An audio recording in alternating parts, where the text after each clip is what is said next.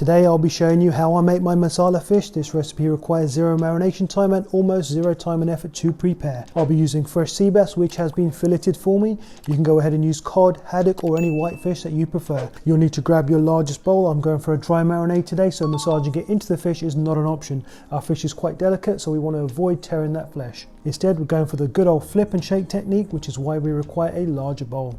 Let's go ahead and add our dry rub, going with some salt, garam masala and some whole carom seeds. The temptation here is to add garlic, ginger, lemon juice and or yogurt to create a wet masala marinade, but that's not what we're going for today. Instead we're looking for a slightly crispy exterior, tender juicy fish with a background of spice.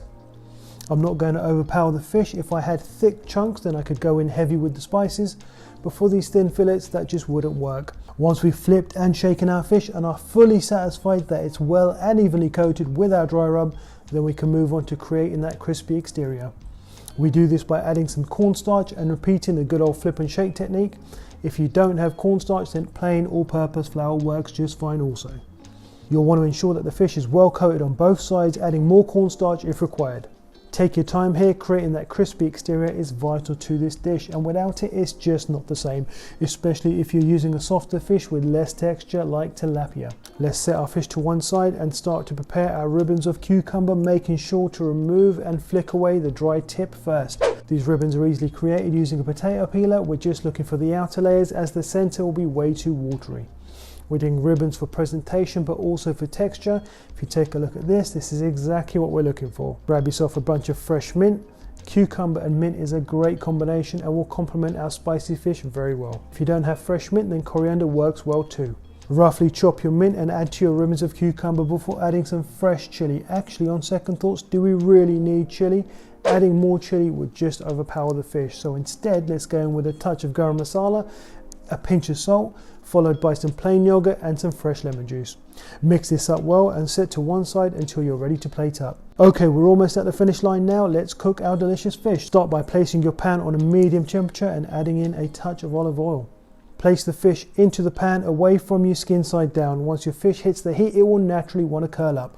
We don't want this, so rest your hand or a spatula onto the fish to keep it flat. And keeping it flat ensures we get a uniform crispy exterior and perfectly cooked fish.